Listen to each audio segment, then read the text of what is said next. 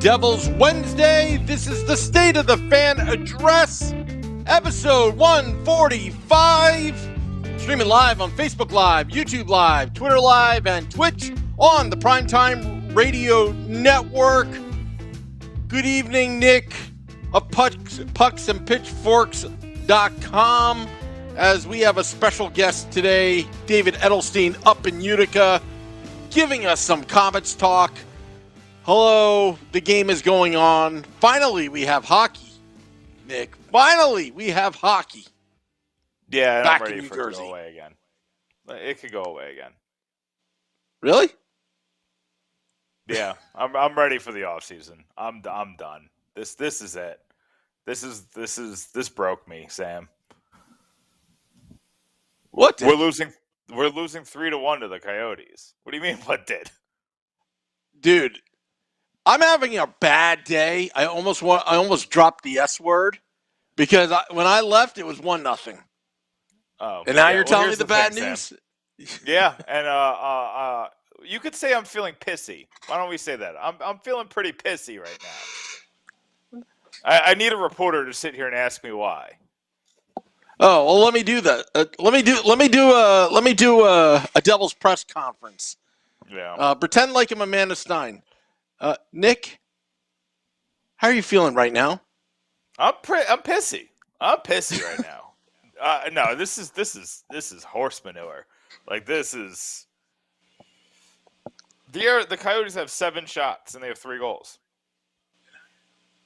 Blackwood is he's not like stop playing him. Stop playing the goalie. Like what the hell? Like we want Kyle. There's something wrong with the freaking goalie. We want Kyle. Yeah, I don't care that you're in a position where you don't have a lot of goalies on. Sign freaking Craig Anderson. I do not care. You need something. You need something else. This doesn't work. Yeah. There's somebody somewhere. Get Louis Domingue back. He's somewhere right now. Like, trade a 7th round pick for an AHL goalie to get the freaking depth so you could shut Blackwood down. There's something wrong with the kid. And it's to the point where I feel bad for him because he's letting everything in, and you're just not doing anything to fix it. And if Blackwood is out for the next game, then get rid of the coach. I'm sorry. Like I understand that all this, and we're having David Edelstein on to talk about Utica, a team that's actually good, but he has to come on after this. I love the fire. I love the fire. Advocate for people to lose their job lightly, but my goodness, this is sick. You had how much time off? Everybody's healthy. You have a full lineup, and then I get it. They had some what's the excuse now? The playing well. What's the excuse now? We had too much time off. I got nothing left, Sam. I got to write about this team. What the hell am I going to say? I don't know. They still suck.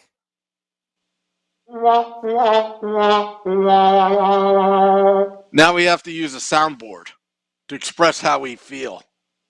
Joey Giardina in the Facebook Live is saying that. Keith Martin, YouTube Live, Blackwood 5 saves on 8 shots against. It's bad. It's bad. I step away from the TV for a brief moment, fixing this podcast up, going through all the technical issues, and you bring me the bad news that they're down 3-1? Wow. Wow. Tired of blaming the coaches. The players suck. Wait. Okay. Whatever. That's just the coaches. Something is wrong. Who blame only the players. There's certain people who blame only the coaches. There's clearly a disconnect here where the Devils are playing well, and then one thing happens, and the team goes in the freaking tank. That's not the players. When the team goes in the tank, you need somebody to motivate them and get them going again. Like, get the hell out of here with this. Isn't the like what to get the like? I'm sorry, I'm on one today. Y'all aren't gonna like me today. Y'all are not going to like me today. Because I am, like, this was not what I needed. This was not what Sam needed.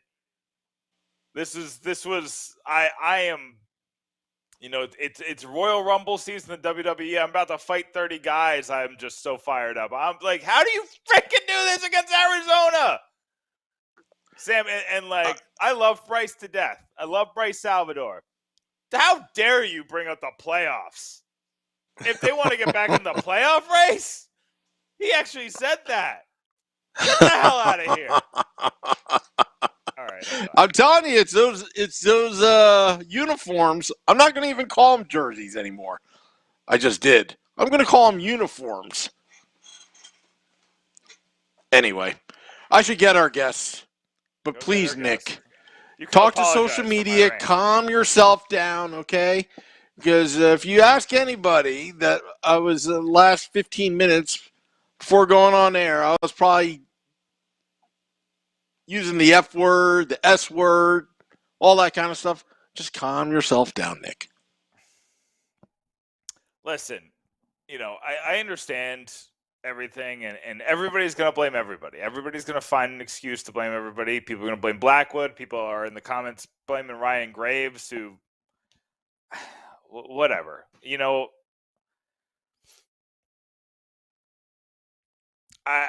When I look at the season, and because I like being sad, apparently, I wrote about the 2019-20 season, kind of went over everything that went wrong there, just kind of chronicling if we could learn from those mistakes. And this season is playing out almost exactly like it, except without the Hughes rookie season. That's really all we're missing. I mean, maybe you could say Dawson Mercer's lack of points lately is kind of that. There's just no happiness in this team. What do you get? You had a pretty fun Jack Hughes through the leg shot that the goalie saved, and you had a couple. Nico Hischier hit a post and he scored. Yeah, cool. What else do I say? Watch Utica. We got to watch Utica. Utica's good. They're first place still in the North Division. They're gonna be really good, getting both the goalies back. Let's just watch Utica, guys. Like, what the hell? I got nothing. I got no good analysis, so we're gonna talk about Utica. Hey, Sam. Yeah, you know what I say? It's time to get that AHL package going, Yeah. and start watching the future in Utica, because obviously they're exciting. They're probably going to make the playoffs. I don't want to jinx them, but they're probably going to make the playoffs. Yeah. That's the only hope I have right now is Kevin Dineen and the rest of the guys up in Utica. We look up to them. Yeah, I got nothing, Sam. I'm gonna try to calm down while I talk to David Edelstein about Utica and the one good thing happening to this organization. Yeah. Well, speaking of David, he's our next guest. He's on the phone right now. He's the sports director of WURT ABC. You can find him on Twitter at David Z. Edelstein. David, you're on with Sam and Nick. How are you tonight? I'm great. How are you guys? It's good. We got the phone connection working on the first try this time. Thank goodness for small miracles. Thank you for saying that, well David. Up here in Utica. Thank you, David, for saying that, because the last 3 hours getting the studio together today was just something else. Something else. Software issues. All right. But, David, let's get right into Utica. Because they were on just a bullet at the beginning of the season, but they've also gone through a couple struggles. I haven't checked the score since it was 1-0, so I'm not sure if what the score is right now. But at this point, it's still 1-0. It looks like. Actually, it's 1-1 now. Alex Holtz just scored literally a minute ago. Oh, wonderful! Something positive happened in our lives, guys. Alex Holtz scored. We'd love to see it. Great. But you've seen this team. You saw them when they were insane in the beginning of the season. You saw them during this past what is it, about a month stretch where they're kind of mediocre. They're about in the middle. A few teams passed them. The Chicago Wolves passed them. Stockton passed them as far as like overall in the AHL, but they're still the top team in the North Division. So my question to you is, what do you correlate their recent struggles to? Do you think it's because the Devils keep taking from their lineup, the COVID cases that they've been dealing with, or maybe it's just a course correction because they won the first 11 games of the season, or do you think it's something maybe a little deeper? Do you think there's actually something wrong with the team? Well, the word you used before, insane start to the season, is an accurate description because obviously it had never been done before. It was 13 games in a row, 13 wins in a row for the Utica Comets. That's the longest winning streak to start a AHL season in league history. So that was, no one, I don't think, could have expected that, even after hearing the entire organization prop up how they were going to build a winning culture in Utica. Even the players have admitted, they expect to win every game, but if you tell them, do you expect to win the first 13 in a row? No one had done that before, and who knows whether it will ever happen again. But you bring up a good point because we always talk in the American Hockey League about how adversity is the constant. The adversity is the only thing you can be really sure about in this league, and especially in the COVID-19 era where, at least I personally, I don't know about you guys, but I'm like sure about nothing anymore. But fair. It's like COVID, it's having players out of the lineup, having players called up to the taxi squad, which is now reinstated for the next few weeks at the NHL level. It was having guys getting injured just generally because of ice hockey. So, that constant change, pulling guys up from the Adirondack Thunder, the ECHL, has led to struggles, has led to changes. But the funny thing is, so Utica did enter tonight still as the top team in the American Hockey League by points percentage. And that's really the key this year, because it's going to be points percentage that determines whether a team makes the playoffs or not. The Rochester Americans are close behind the Utica Comets in the standings right now in both points and points percentage. But, if they wind up playing 10 more games than the Comets do for whatever reason this year, hopefully that doesn't happen because that might be a COVID problem that had happened that led to that. But it's points percentage. Even if they have 20 more points from those 10 games than Utica has, and Utica still has a better points percentage. So when you start off winning 13 games in a row and you're getting 2 points per game, 100% of your points percentage, the Comets have gone to overtime 7 of their last 11 games. So when they're 4-4 when they go to OT this year, 4 wins and 4 overtime losses. So they're getting 50% of the points. They're still on a point streak. I mean, they're still getting points like every single game, but it's only 50% of them. And when you're only getting 1 point every game instead of 2, which you were so used to, it does look like, minuscule to there. So, I mean, I think the biggest thing is when I spoke to these players during the dominant start to the season, what they said was working well, what Kevin Dineen said was working well, was the goalies. Like, you had Nico Dawes and Akira Schmid playing out of their minds in their first seasons in the American Hockey League. Still to this day, even with Dawes back now, they combine the 2 of those goalies in the American Hockey League for the Comets for only 1 regulation loss. The Comets have only lost 4 times in regulation this season. So the goaltending, getting injured, having to be called up, Bernier's out for the season at the Devils level. I'm sure you spoke about that. Mackenzie Blackwood was on COVID protocols. Schmid's up there. They trade for Gillies, who I actually got a chance to watch as a Utica Comet last year as part of the Blues organization. And then Maritz Mittens being called up to literally play every game, and he's just 1 year out of college and played like 4 games last year in the AHL. The goaltending definitely made a huge shift. I think that would be the biggest one of the adversity changes going on, along with, all the other things that are just happening in a regular season.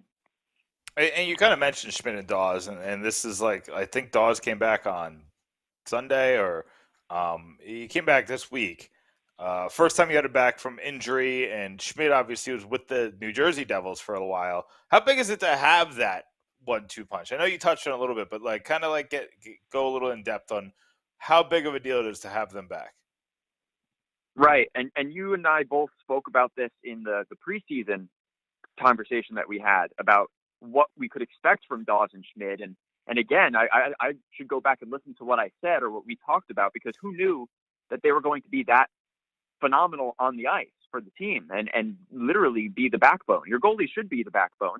Historically in the Devils organization, goaltending has been the key to success, but who knew that they were going to do that well? Like I said, only one regulation loss to date, and we're halfway through the season between those two. Schmidt, of course, still up with the New Jersey Devils. Dawes just making his way back, and just another game update. Laval just scored a goal on Dawes, so it's 2-1. So he's still finding his footing. You know, it's going to take a moment to get back into it when you're out with a regular injury that had happened to him earlier this season.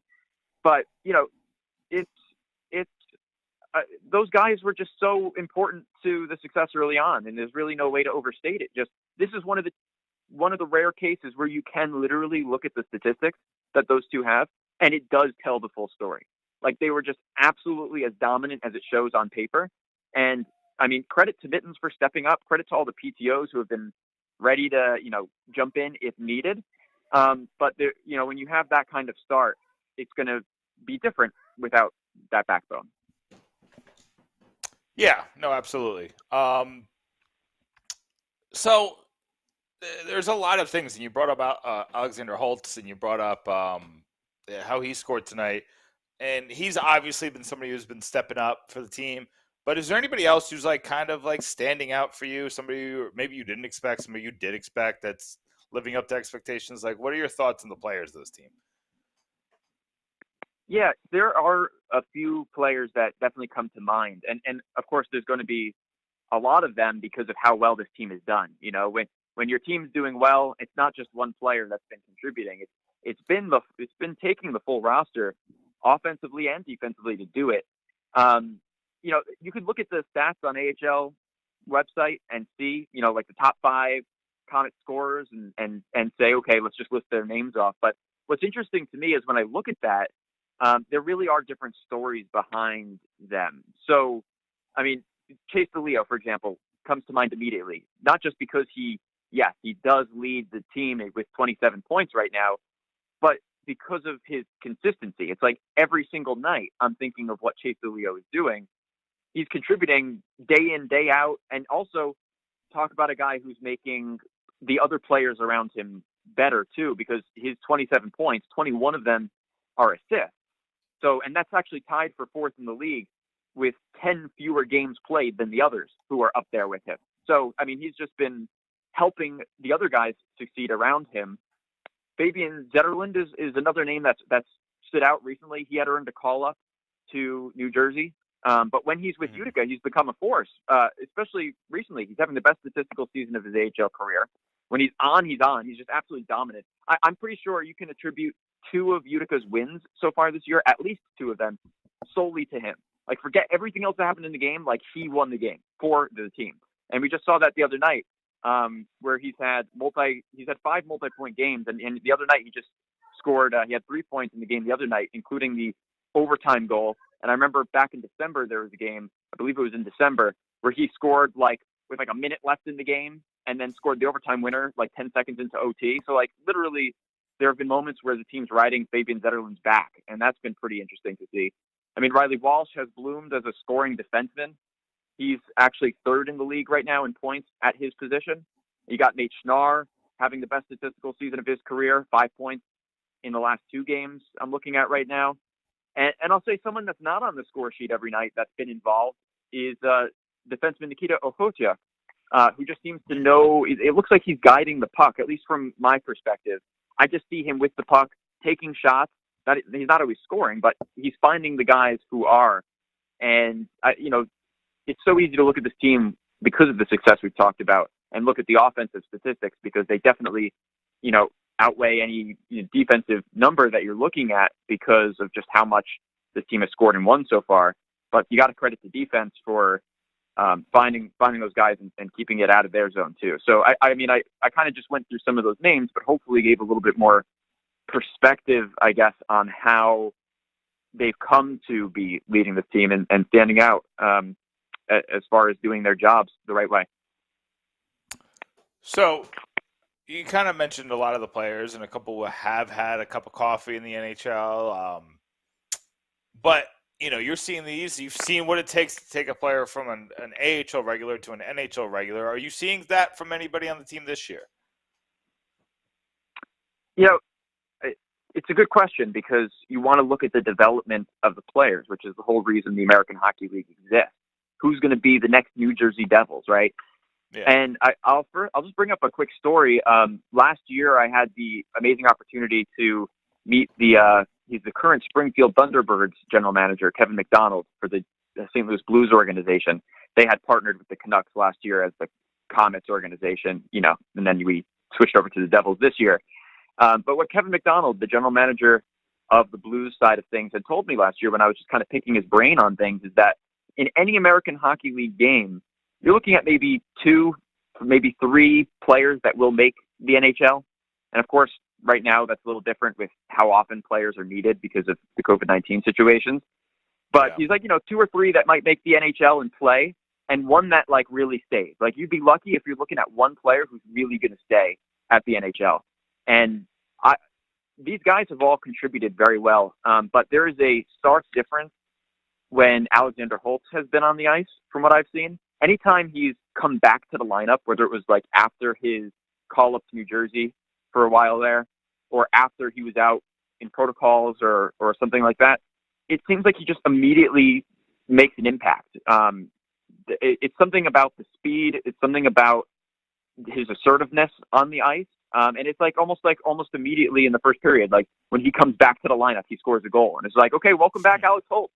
I can't tell you how many times I've said that this year when I'm calling highlights for the team because it seems like that's the case.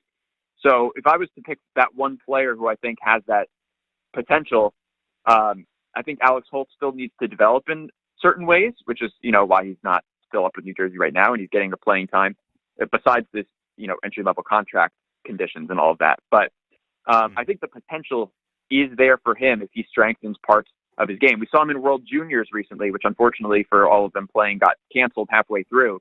So that's more experience he got. He got experience with the New Jersey at the NHL level now. So I think the potential is there as he continues to strengthen his game. And then Schmidt and Dawes. I mean, you see Schmidt up there. I'd be remiss if I didn't mention Schmidt and Dawes as the goalies. There's a lot to see how it plays out when they're at the different, they both got the chance at the NHL this year for a little bit. They both have dominated at the AHL. We know that, and that's kind of where it is at the moment because they've both been out since for most of the past month, or with like Schmidt's up with the Devils and Dawes is just coming back. But depending on how the New Jersey Devils goalie situation evolves in the future, a team that once thought it had so much depth, it wasn't too long ago that Scott Wedgwood was claimed off waivers because the Devils were like, we need to send him to the AHL, and then he's gone because we have so many goalies. Now they're, trading for goalies from out of the organization, and they need these guys to step up. So depending on what happens in the future, we see how fast things can change. But Dawes and Schmidt have definitely given themselves the leg up after what they've done at the AHL level, at least to this point. So real quick, before I let you go, because you got newscasts to produce, or sportscast, I should say. What's your thoughts on Kevin Dineen and the job he's done in his first season in Utica? Yeah, it's a good question, right? Because everything is new. And even with the move and everything that we're experiencing in Utica, the entire team had the new head coach step in. And again, the new head coach was because they promoted the former head coach to a scouting role within the organization. Mm-hmm. So how is the new head coach doing? I think we all have to agree that, again, despite anything New Jersey Devils general manager Tom Fitzgerald had told me and Comets general manager Dan McKinnon had said about wanting to build winning cultures, like that winning culture appears to be here. And the best start in AHL history, winning is going to ultimately determine how a coach is viewed. And if you're going to look at that as one of the main, if not the main way of determining how well he's doing, it's working.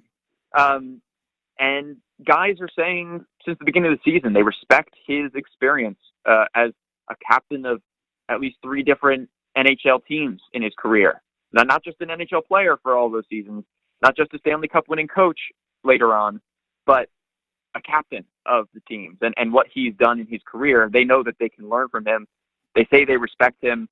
And, you see Kevin Dineen on the bench, yelling and defending his players and being animated when he needs to step up for them. and he's there for them, it seems. And also during press conferences or practices, behind the scenes, joking around with them. And he kind of calls them like his kids almost, and that they're young guys that he could just, they mess around and everything. So as far as the on-ice product is concerned, an AHL coach specifically is determined their success based on how players develop and how have his players contributed at the NHL level like they've had to this year, and how has he been able to help players develop and grow that have been called up from the ECHL, the Adirondack Thunder, because they've been stepping up into roles here as the Comets have been out or called up. So, and to have a team still be the top team in the American Hockey League after all of that, on and off the ice, it seems like things are working. I think we could say confidently. See, those are two words that I don't get to say with the New Jersey Devils: is confidently and working. So, David, I appreciate you bringing that kind of insight to us and talking a little bit about the team that's good in the Devils organization, the Utica Comets. Why don't you let everybody know where they can find any of your stuff? If they want to see some videos of what you're doing with the Comets, where can they find you?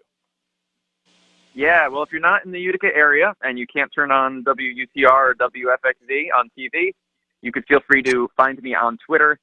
It's just my name, at David Z. Edelstein. I'm sure you guys have the graphic, which I saw last time, so I won't spell the whole thing this time. But at David Z. Edelstein on Twitter, or if it's easier to remember, at CNY Sports and on Twitter, and you'll find me that way too. That's where you can get all your things Comets if you guys are really making that transition here. But don't lose hope. Don't lose hope. Don't lose hope. Oh, hope is gone, David. We're sad right now. We are a sad podcast. But we're happy that you're here. We're happy we got to talk to you. We're happy we got to talk a little Utica Comets on the show. So, David, thanks so much for coming on. Make sure you go see at CNY Sports on Twitter, guys. Thanks so much, guys. It's been a pleasure, and looking forward to doing this again. Hopefully see you guys in person soon. Great. You too. Thanks, David. That is David Edelstein, Sports Director, WUTR ABC, on the podcast, talking Utica Comets, bringing us positivity, bringing us some joy, although they are losing 3-1 right now. But it's okay. It's okay. We're getting the losing out of the way. Are we? I don't know. I mean, when you're losing, this is what I can't stand right now in today's world, Nick. As I'm watching the losing, as it's unfolding, while you're doing this interview, obviously behind the scenes, I can look on my phone. It really pisses me off that the Devil's social media people are goofing around when I'm really mad. Posting obnoxious photos, all that stuff. Sometimes I just want to tell them, shut up! Don't post anything. Just leads, I don't know. It's almost like my own team is stabbing me in the back, especially when they wear those hideous jerseys. I'm sorry, those hideous uniforms. This clothing is bad. The hockey is bad. And the Devils have been out for about 5 minutes to start the third, and it just hasn't been a very, I'm just being honest, it hasn't been a very good effort. Arizona's been in their own zone, in the offensive zone for most of the time. Bastion got a delay of game penalty. This is all in 5 minutes. So this is an Arizona team that wants to lose, and we still can't beat them. It's just Sam. The effort here is I don't know what to say. I'm to the point, and I like.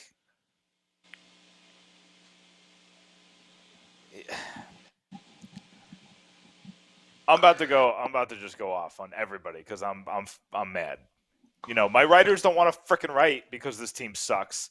The people don't want to read because this team sucks. Nobody wants to do anything with this team. They want to get mad about people not covering this team. Well, you suck. Like, for real. Like, you have so much state-run damn media to just puff up everything, and you don't do a damn thing about anything. You don't have to fix anything because nobody's asking you about it. Like, I think that the Jim Matheson press conference the other day is absolutely pathetic. Mostly because they never ask questions of management or the coaching staff. They only ask the players. So, hard to play in Edmonton. Yeah, sure. We don't want those kinds of journalists because they never ask questions of the coach. So don't beg for that. But at the same time, at least like people like the coach has to be like, well, maybe somebody over here will ask me an interesting question or something that I have to answer. And, maybe it won't just be all, nothing. My coworkers are asking me questions. I don't know how to fix it, Sam. Like, them sucking is literally costing me money. So how am I supposed to feel about this? Because nobody wants to read this shit. Sorry.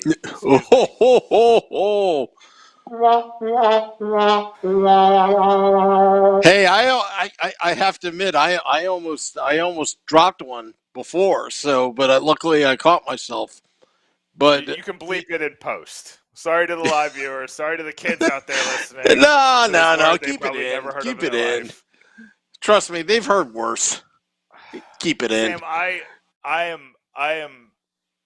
I feel, as a fan, I feel broken. Like, Duped? I feel broken. No, I feel like I got, like, that feeling when, like, your first girlfriend broke up with you?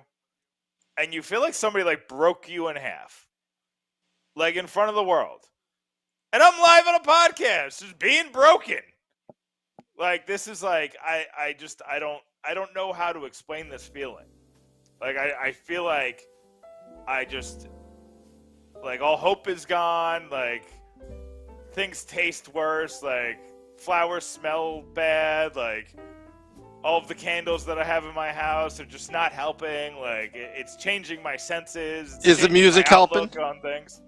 Is the music helping calming you down? I don't know. What this feels like? Is this like Charlie Brown music? What is this? This is Devil's After Dark therapy session music. This is what we play after a debacle. This is how Scotty, we get into our NPR voices and we try to calm ourselves down. But unfortunately, the state of the fan is very mad right now. Nick Villano, normally the voice of reason, has had it with the New Jersey Devils. And it's just... like, everybody's had it. Everybody's had it. Of course we have the numbers to back it up. Like, so I don't know. I don't know what to do. And there's not even, like, good pieces to sell off at the deadline, so there's nothing to really, like, get excited about. And Coyotes just scored again. Okay. No, we're, like, I need a bag. Do I have a bag? Yeah, I found a bucket. I have a bucket over my head. I mean, jeez. There's this napkin that I found on the floor. It shouldn't be on the floor, but I'm putting it on my face, even though it was on the floor. Well, I don't want to be here anymore, Sam. I just want to. Neither do I. I just want to go away. We're gonna have to get some bag giveaways at Taj Lounge 973 this weekend. I mean, seriously, it's just. Boy, this Devil's After Dark after this podcast, that's going to be a doozy. I can tell you that much. I mean, Nick, I was feeling good, but you know what? Anytime, and this is nothing against Amanda Stein, Sam Kassan, Catherine Bogart, but anytime I see them very positive on Twitter, I get very negative inside because I know something bad's going to happen. Everybody seems so chipper this morning. They were all saying good morning to Amanda, according to her Twitter account, and all that. Everything's all hunky-dory. The band's back together. The boys are in town. We got everybody. Dougie's resting, recuperating. We got the 9-24 and 4, 22 points, soon to be 24 points. Arizona Coyotes into our own building. And what happens? Stock market crash. Even our the Devils managing partners, David Blitzer and Joshua Harris, had a bad day. The stock market went down pretty bad.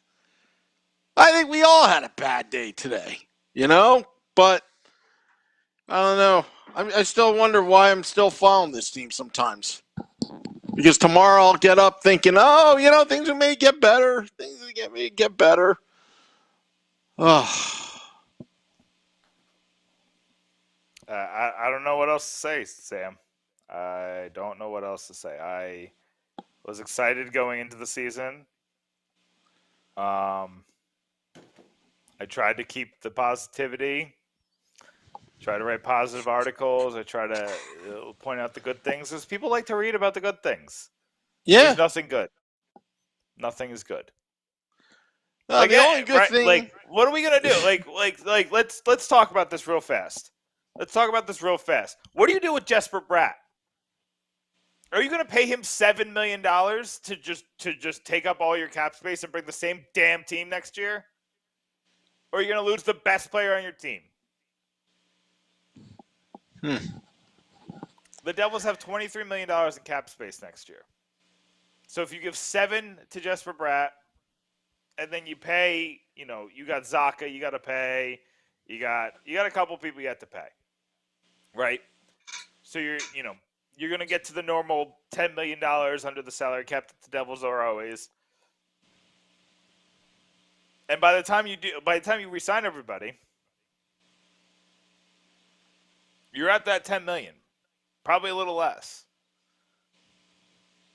So you're bringing back the same team, unless you trade somebody like Tatar, unless you trade somebody like Severson.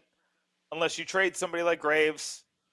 Like, what do you do if you're the Devils? What do you do? Are you going to trade these pieces just to change for change's sake, even though they're all really good? Do you trade a Zaka? Do you trade, what is bolted to the floor? What is bolted to the floor? And I know there's other, like, teams like Edmonton are asking these same questions, like, what's bolted to the floor? Man, but you look at this team and just the Devils and the Oilers are in very similar positions, besides the fact that they have the best player in the world right now. A superstar, another really good center behind him. Obviously Draisaitl and McDavid are better than Hughes and Hischier right now, but the concept, follow me on the concept here. But they have a bad goalie. Koskinen is bad. And guess what? Blackwood is a bad goalie. He's not good. It might be right now, but until you prove me otherwise, it's just you're a bad goalie. I'm starting to believe the reason why we had high hopes on Blackwood in the first place is because Corey Schneider, towards the end there, was really bad. Really bad. I mean, Blackwood at one point was good. He was good, but it was just, but that was just a nice hot stretch at this point. Yeah, probably. And he's battling an injury. I'm not making excuses, but I say at this point, shut him down. Shut him down.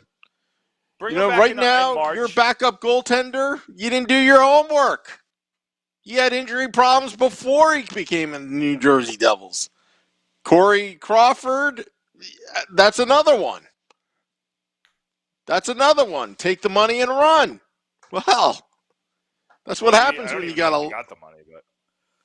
Oh, I know, but he could have. But right now, it's going to be the same old Devils. And remember, I was complaining about this whole time. And I had a little hope when they hit the reset button. I had a little hope. But right now, they're in the midst of a 3-game losing streak against the BJs, the Islanders, and now the Arizona Coyotes. Yeah, so this is two. This is one bad team, one really bad team, and one the worst team in the AHL. Yeah. So right now, all I have to say is the rhetoric is going to ramp up from my standpoint, your standpoint, on this podcast, on the other podcasts as well. And it's all well-deserved, getting, the criticism, because right now it goes back to what I said earlier when I was having my 6-week meltdown. Just sell the team. Just sell the team. It all goes upstairs. It all falls on ownership. And you let off the gas pedal a little bit. They had a nice 5-game run, but this is a dud. Or could this mean Najardine is a better coach and can get more out of the players than Lindy Ruff? I don't know.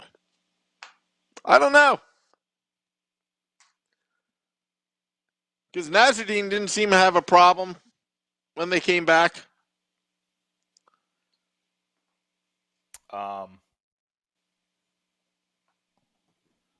Yeah, I don't know.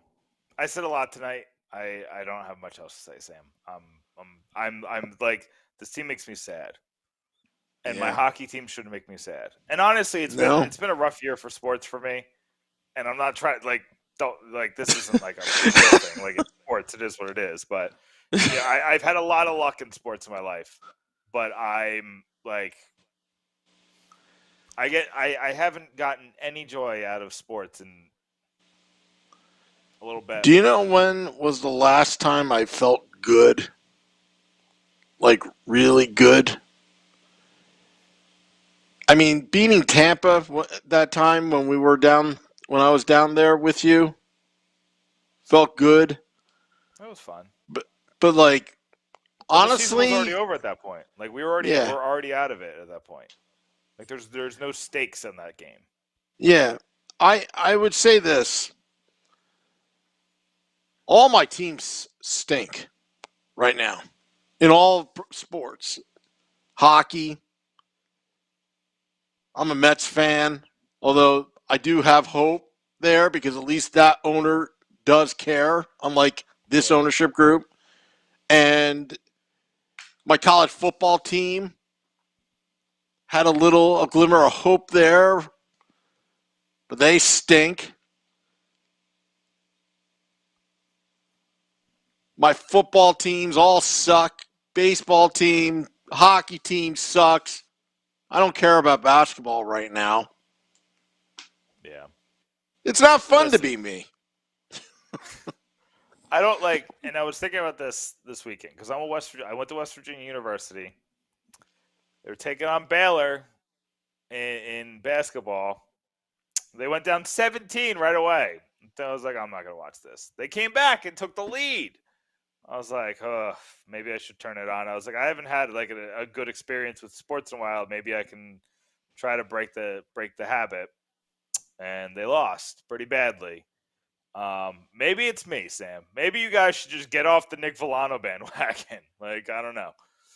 What was the last Devils game you've been to where everything was on the line and it meant so much? It was probably that Game 6 against the Rangers in 2012. You're talking about 10 years ago.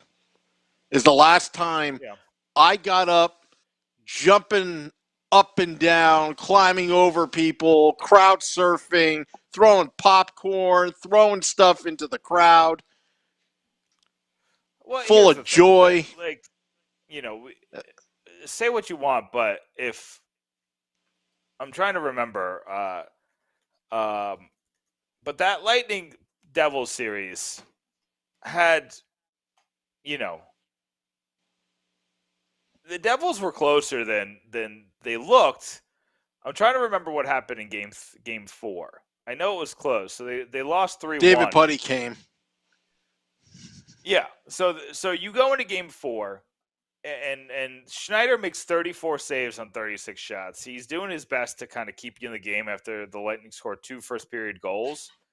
But the Devils couldn't get one past Vasilevsky is what it ended up happening. They got the one in the first period, and if they score in that second period, because the third goal was an empty netter. So if they score in that second period and say the Devils like win in overtime or something, the Devils have now tied that series at 2 games apiece going back to Tampa, and all the pressure's on Tampa because that's a first-round series for them. You know what I mean? So we saw what happened to that Lightning team the next year against the Blue Jackets when they faced some adversity, and they didn't do well with it. So I think that game mattered. That game 4, I was hyped for it. I was excited to see what would happen. You know, the Devils had, you know, the best player in that series was Taylor Hall. You know, say what you want about Kucherov, say what you want about the Stamkos. Taylor Hall played so well that year that he was the best player. You know, he was the MVP for a reason. Yeah. And having the best player in the series always gives you a chance. When you had Schneider playing like he was playing, you had a chance. They lost, and that was pretty much the series because going back to Tampa, with them having 2 games in Tampa, down 3-1, you know, you weren't going to win that. But if you won that game, Sam, that meant something. And they lost. So, you know, it didn't mean anything at the end of the day. But that was the last game that I could remember where I looked at it and I said, this game means something. Something. Because the next year, they were never in it. Out by December. The year after that, they were out after 7 games. They lost all 7 games to start the season. No, they were still in it after that 4-0 lead opening night. And then, you know, the year after that was last year where you kind of went in with when Crawford retired, that was the end of the season. You knew that you weren't going to be able to do much because the whole thing about that season was the 1-2 punching net. And not having Crawford and switching him out for Wedgwood and then Dell and then Comrie, you know, just a cavalcade of different goalies. You know, that wasn't going to work. And then this season, you go in with expectations. You know what? Can we trade for Shesterkin? Right? Or Sorokin. Or, you know. Like, here's the thing, Sam, is 2 years ago, you thought the Devils and the Flyers are going to run this division with goaltending because Blackwood and Carter Hart looked like just like bullets and we're going to be great for a decade. And now they're both sitting here with their, you know, they have it in their hand. They're just like, I don't know what to do with this. Like, what do you do? What do you do? Like, what do you do if you're John Fitzgerald? You know, you got Bernier coming off of a hip injury, and we've been here before, Sam. We've been here before where you have a guy coming off a hip injury in net. And I don't know if you can rely on that. And then you got Blackwood, who's just been straight up bad. Not good. Very bad. He is the 3rd worst. This is before tonight. It's probably even worse now. But he's the 3rd worst goalie in goals saved above average at even strength. He's only good on the penalty kill, which is weird because you would think he'd be worse. But maybe he does better with more space. But, I mean, the simplest screen and the puck goes in. Yeah. He needs to – you know what he needs to do? Do you remember Brodeur used to punch people in the back? Brodeur used to punch people in the back? Yeah, that's true. I like Bill McFarland. McFarland says, Danico is just deflated trying to do the color during third. He is pissed and trying not to let it show. I would love to have him on for post game. Who? Danico or this guy? Yeah. No, Danico. I would love to have Danico and Chico for post game. I don't know. Maybe we'll make it happen. Oh. You know what? I'm not, I'm about to put a TV down at the studio. I actually don't have a TV down here to watch the game, so I'm just basing everything with you. And it's not good, Nick. It's not good. Yeah. Although I will say this. Most people don't realize this, but our downloads skyrocket the day after for that morning commute if it's a weekday after a bad loss, because sometimes fans just need to hear something, and usually we try to, on Devils After Dark, we try to, have fun with it. But I'll tell you, there were times, Nick, where Scotty and I last season were just running out of things to say. because especially during Ranger Hate Week, where it's like, okay, you put something in the microwave, you get set, you're going to watch the game. 2 minutes in, the Devils are down 3-0. Yeah. And how is this acceptable to the organization? Like, it's like they're not doing it now, but back in the day, Scott O'Neill, they tried this once to do, just that, the state of the team address. Yeah.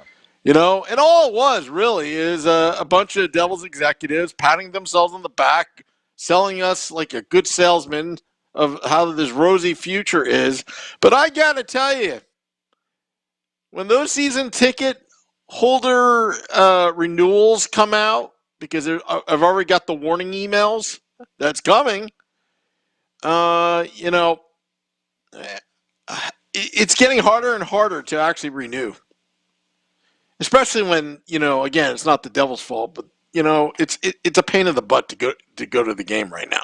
It's a pain in the butt, It really is. And, everybody's still digging out from the snow, and Yeah. I don't know if you know this, Sam, but we're in a pandemic. Like, I'm not motivated to Really? go anywhere with a crowd. Really? So, No. why would I go to this game? And it was funny, like, people were making fun of the Devils because they couldn't fill the arena. Why would you go to this? Why would you pay to feel pain? And every time you go to a sporting event, it's like, so here's this. When you spend money to go to a sporting event, it's gambling, right? You are spending money in the hopes of happiness. There's not like, if I go out to a restaurant, there's a high likelihood that I'm going to leave satisfied. I'm spending money for the feeling of satisfaction and for food. When you pay for a Devil, or like let's say it's a concert. When you pay for a concert, you have a pretty high likelihood that you're going to leave there happy with the product that you have. They're going to sing the songs that you like. You're going to see them live. They're going to put on a show. And, as long as they're not too drunk or something, everything's going to be fine. But when you go to a sporting event, you're gambling on your happiness because there's depending on your team, we'll just say a 50-50 chance that you leave there not happy, right? You're gambling on your happiness. And I remember back in the day, the Devils had a 75% winning, 750 winning percentage. Those were good odds at going to the Devils game and having a little fun gambling. Now we're the slots. Yeah. Now we're hoping the old ladies come and just stick their money in us, and we'll come over and bring some free red wine like an AC. You know what we need? We need to have. We do need free alcohol at Devils games. That's what we need. You know what? I hope the Devils don't pull what the Giants did with their fans and give a medium-sized Pepsi to just one person, one per account at the game. Don't insult the fans like that. I hope the Devils do something special, really special, to make it up to us. You know what would be nice? You know what would get me back immediately? If you cut the ticket prices like in half. Yeah. Because we half-assed it, all season. So, anyway. I got nothing else, Sam. I know you got to get ready for Devils After Dark. For some reason, you want to talk about this. Well, Devils After Dark, look, Scotty's probably listening to the game because, like myself, he can't stand looking at those jerseys. And he's going to be pretty mad, I'm sure. But we're going to have a little fun with it, a little therapy session. But want to thank all those tuning in. Stick around for the next 10-15 minutes for Devils After Dark. Go and recap the game that was Devils Coyotes. Also, go to pucksandpitchforks.com for all your Devils content needs, everything. Nick works hard at it. He's a writing machine. Vinny Parisi. I see it all. Sam Wu's on there. Sam Wu's on there. But you know what? During that 10 days, I got to tell you, Nick, I couldn't think of anything to write other than Kyle Shapiro, but the Devils just wrote so much about him that I felt like, oh well, it's not much. That was the thing. I I did was try. going to ask him if he wanted to be on the podcast, if you want to come talk about it, and they just they did every angle, and I was like, well, I did don't want them to message come him. and say we stole their idea, So. Yeah, I did message him, Oh, but did you? yeah, but I figured, you know what, at this point, he seems like a really good guy, and and I think he fulfilled his obligations, and I think he did a heck of a job. Leave it at that. But he did the media tour, he did the podcast, yeah, he did the article, and he did the yeah, game. So good for him. I'm happy yeah, for him. It's a really fun experience, and it's a good experience for him. But yeah, because I'm sad for me, Sam. Yeah, well, one day maybe Shorts Guy will be the e-bug. Who knows? There you go. Who knows? Maybe Kyle could tell you how it happens. Yeah. All right. Well, let me play the music, Nick. Just keep it here in about 10, 15 minutes. Devils After Dark. Also, go to pucksandpitchforks.com for all your Devils needs. And I'm trying to. It's just a rough day. I found the music. Till next time, let's go Devils.